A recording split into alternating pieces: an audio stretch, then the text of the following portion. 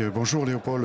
Oui, nous sommes ici au tribunal de grande instance à Bordeaux. Encore une fois de plus, l'histoire se répète. L'expulsion, l'Oasis qui se trouve à Ézines risque d'être expulsé comme à Pessac, comme vous venez de le présenter il n'y a pas très longtemps de cela. Splash Info, nous avons interviewé l'un des porte-parole de l'Oasis.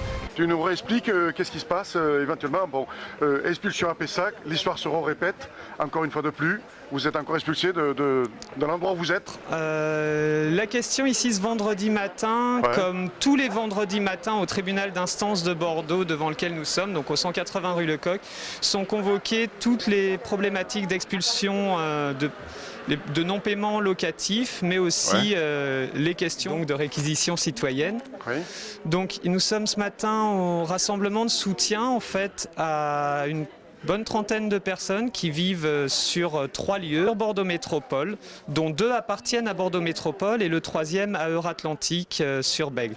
Donc ce sont des logements qui étaient tous vacants depuis des années, qui étaient ouverts et disponibles à la réquisition citoyenne, donc qui ont été investis par des gens dans le besoin, ainsi que des associations et collectifs pour faire vivre la solidarité et avoir un toit sur la tête.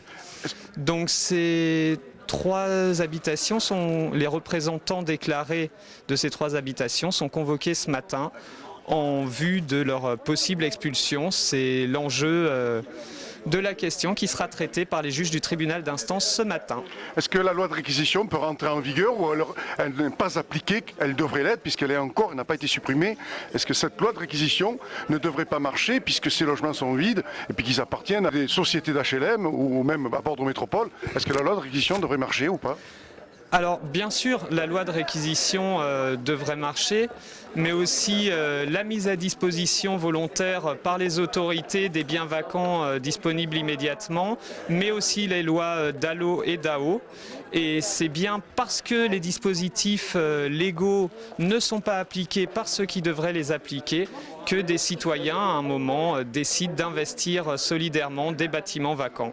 Et, à Pessac, vous avez été expulsés et ils ont fait jouer l'insalubrité qui leur permettait de pouvoir prononcer l'expulsion. Est-ce que ça peut aller à l'encontre de la loi de réquisition? Alors le lien entre insalubrité et loi de réquisition, j'avoue ne pas le connaître. Pour ce qui est de Pessac, oui, donc il faut rappeler que c'est les familles en partie qui avaient été hébergées dans le cadre du plan Grand Froid au GP2 et qui se retrouvaient sans solution sur une période où il faisait encore 0 degré dehors. Ouais. Et donc des gens en solidarité avaient effectivement ouvert pour ces familles expulsées du GP2 l'ancien EHPAD du CHU de Bordeaux, l'Alouette.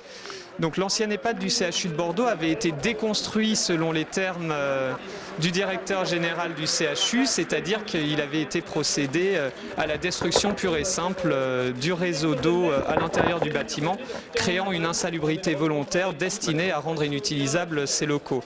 Ce qui est proprement scandaleux dans cette histoire, c'est que par contre les armoires électriques, elles, n'avaient pas été déposées. Ouais. L'électricité était présente sur le début de l'occupation du 5 au 8, d'après ceux qui sont rentrés dedans le 5. Et on a constaté effectivement le 8 de la lumière dans les chambres. Et donc la direction du CHU de Bordeaux, apprenant ça, pour pouvoir justifier effectivement des mauvaises conditions à l'intérieur de cette ancienne EHPAD, a décidé de procéder à la fermeture électrique des compteurs, donc de l'arrivée générale. Ce soi-disant pour la sécurité, mais les images que nous avons diffusées prouvent que le réseau électrique était parfaitement intègre et que c'est donc bien une décision politique qui a été prise par la direction du CHU de Bordeaux le 8 dernier. Voilà, pour ce qui est ensuite très concrètement, au niveau de l'Alouette, s'est constitué un collectif citoyen et solidaire de soutien aux familles de l'Alouette, qui ne compte rien lâcher et ne disparaîtra pas, soyez-en assurés. Donc voilà. S'il vous plaît, si les autorités ne sont pas capables de loger tout le monde dans un pays riche comme la France, qu'au moins on ne dépense pas de l'argent pour réprimer ceux qui aident les autres. Est-ce que vous allez interpeller les politiques? Ils sont en campagne, tous, pour leur dire qu'ils soient face à leurs responsabilités, de mettre la loi de réquisition, puisqu'elle devrait être mise en place, mais ils ne la font pas appliquer.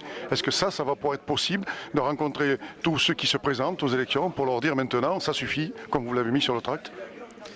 Alors, très honnêtement, essayer de rencontrer les politicards qui ont fait preuve de leur incompétence et de leur détournement de l'intérêt général, je n'y crois pas tellement. Après, bien sûr, ce genre de mobilisation sont des interpellations en soi. Bien sûr, nous interpellons les candidats. Mais après, je peux vous dire aussi qu'il y en a au moins un qu'on n'entend pas et qui est concrètement présent avec nous sur pas mal de mobilisations et qu'on remercie pour ça. Il s'agit de Philippe Poutou qui passe pas suffisamment dans les médias, mais qui lui s'implique et qui lui n'est pas un politicard de carrière, mais bien un ouvrier comme nous, solidaire et avec nous dans les luttes. Merci.